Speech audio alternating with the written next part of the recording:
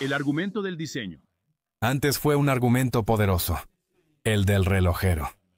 Richard Dawkins escribió El relojero ciego, donde cuestiona cómo todo encaja tan bien si todo surge por evolución. Parece que todo funciona bien en el universo. Hay señales de que las cosas han sido diseñadas. Ciertamente, la gente del pasado pensaba que los animales fueron creados para que los comiéramos y para que usáramos sus pieles. También mencionaban que si el agua no se expandiera al congelarse, los estanques se congelarían por completo y los peces morirían, entre otros ejemplos. Hay cosas que la gente consideraba bellamente diseñadas, incluyendo nuestros propios órganos y los órganos de los animales, que parecen tener ciertas funciones y propósitos. Pero, por supuesto, ahora que entendemos la teoría darwiniana de la evolución, ese argumento ha caído en descrédito. Ahora entendemos mucho mejor cómo es que tenemos ciertos órganos, cómo es que existen los seres, que han evolucionado durante periodos de tiempo apenas imaginables. Solo aquellos que realmente estaban adaptados a su entorno y podían sobrevivir y reproducirse. Dejaron descendientes que aún están con nosotros. Y creo que el registro fósil ahora lo demuestra. Recientemente, la genética revela nuestra relación biológica con organismos simples como bacterias, con quienes compartimos genes, y cada vez compartimos más con organismos similares a nosotros, llegando a los grandes simios y chimpancés, con quienes compartimos cerca del 98% de nuestros genes. Así que creo que la evolución es una de las teorías científicas más firmemente establecidas, con una enorme cantidad de evidencia que la respalda. Y por lo tanto, no necesitamos el argumento del diseño para explicar cómo es que el universo llegó a ser como es. Así que los argumentos para la existencia de Dios me parecen no ser sólidos. Curiosamente, en la tradición protestante, esos argumentos perdieron credibilidad hace tiempo. Y así, los protestantes empezaron a rechazar los argumentos y decían que lo que realmente importa es la fe. ¿Pero qué es la fe? La fe en realidad es simplemente creer en algo para lo cual no tienes ni argumentos racionales ni buenas pruebas. Sé que Juan es matemático de formación, así que estoy seguro de que conoce al matemático y filósofo del siglo XIX, Guillermo Clifford, quien escribió un ensayo muy interesante sobre la fe, usando como analogía a un propietario de un barco que estaba a punto de enviar al mar un barco lleno de inmigrantes. Podemos imaginar que venían a Australia, si quieres, ya que muchos inmigrantes zarparon de Inglaterra en el siglo XIX hacia Australia.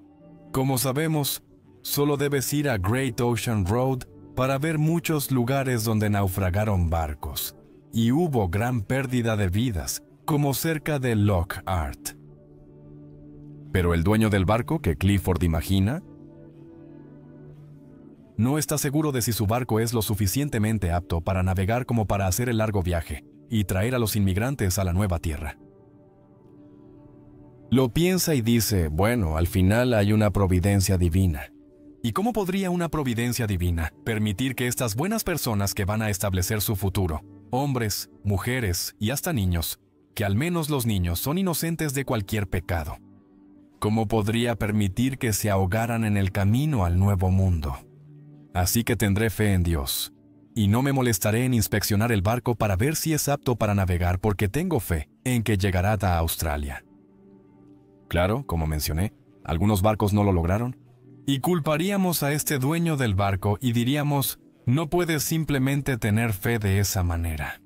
Necesitas revisar la evidencia, necesitas observarla. La fe del dueño del barco puso vidas en riesgo, y desafortunadamente, en el mundo real de hoy, la fe también pone vidas en riesgo. De hecho, la negativa de la Iglesia Católica Romana a tolerar el uso de condones, incluso en regiones del África subsahariana, donde el riesgo de contraer virus de la inmunodeficiencia humana, síndrome de inmunodeficiencia adquirida, es extremadamente alto.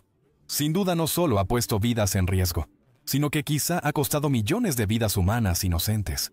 Pagamos un alto precio por la fe religiosa de algunos líderes religiosos. No entiendo por qué sería una explicación más sencilla decir que el mundo fue creado por un ser divino que ha existido por siempre. que decir que el universo ha existido por siempre. Decir que el universo siempre ha existido me parece una explicación más simple.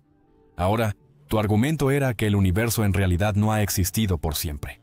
La ciencia afirma que hubo un Big Bang, lo que de cierta forma respalda la visión creacionista del universo. Todo lo que digo es que la ciencia no dice eso. La ciencia solo dice que el universo observable comenzó hace 13 y tantos mil millones de años. Y con una especie de explosión, y que ha estado expandiéndose desde entonces.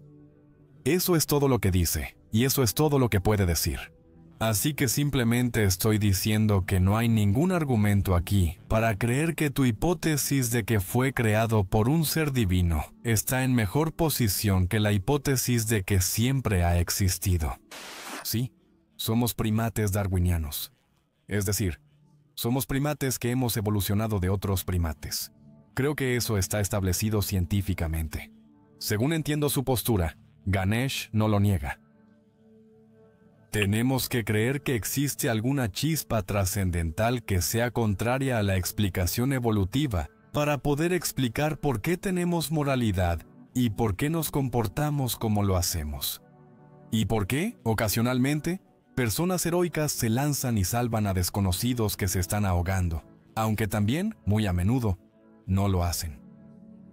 No creo que necesitemos explicación de ese tipo.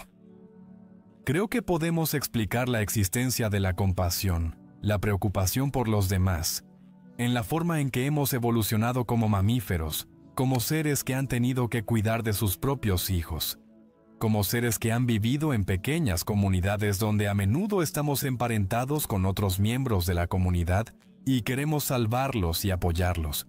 Y eso también ayuda a la supervivencia de nuestros genes. Y, por supuesto, como seres sociales que vivimos en comunidades que se ayudan mutuamente, tal como lo hacen también nuestros parientes primates cercanos. No somos únicos en esto y formamos lazos recíprocos. Y hay mucha investigación que sugiere que la mejor estrategia en estas condiciones es, al menos al principio, ayudar a los extraños. ¿Y solo si resulta que ellos no te van a ayudar? Entonces dejas de ayudarlos o incluso les pagas por las malas acciones que te hagan. La simple ética conocida como ojo por ojo funciona bastante bien en la teoría de juegos que modela la evolución. Así que es posible explicar por qué hacemos algunos de los rescates que hacemos de esas maneras. Algunas personas lo tienen más fuerte que otras. Por lo tanto, es más probable que hagan los rescates. Yo sí creo que la evidencia, ya sabes, si dependes de evidencia histórica, la evidencia es extremadamente escasa. Sabemos que hay muchos casos donde la gente afirma haber visto todo tipo de cosas. Afirma que ha tenido todo tipo de visiones, que personas se les han aparecido, ya sabes, que han sido curados. Y generalmente somos escépticos sobre esas afirmaciones, y con razón, ¿verdad? Está bien. Entonces, dijiste que hay documentos del primer siglo. Está bien. Pero el primer siglo es compatible con si asumimos que la tradición dice que Jesús fue crucificado alrededor del año 30. Entonces estamos hablando de personas que posiblemente eran nietos o bisnietos de quienes supuestamente lo vieron escribir. Ahora sabemos que las historias se distorsionan y se crean otras nuevas. Solo tienes que jugar al teléfono descompuesto con 50 personas y ver qué sale al final después de que susurras algo al principio. Eso no es cierto, Pedro, de verdad, porque el apóstol Pablo estaba escribiendo a principios de los años 50. Es mucho más cercano a la época que eso. Ahora, soy un poco mayor que tú. Recuerdo claramente cosas de hace 20 o 30 años, así que creo que la diferencia es... Pero Pablo no fue testigo directo. Solo contaba lo que otros decían. Sí, pero él fue testigo presencial de algo. Decías que mucha gente, muchas personas tienen que ser creyentes en la resurrección antes de hacer cualquier otra cosa. Pablo no lo era. Él estaba absolutamente en contra de Jesús. Y fue una aparición de Cristo resucitado lo que fue la base de su conversión. Él no era creyente cuando conoció a Jesús. Correcto. Así que fue uno de estos tipos de visiones de las que estaba hablando, que él tuvo, o una aparición o algo así. Y eso es lo que estoy diciendo. Sabemos que muchas personas tienen estas experiencias, a veces relacionadas con sus creencias religiosas, a veces sobre extraterrestres que vienen de Marte o de algún lugar y los secuestran. Normalmente somos escépticos sobre esto. Y nosotros Sabemos que en tiempos de Pablo la gente quizá no era tan escéptica, aunque pensaríamos que sí debieron serlo.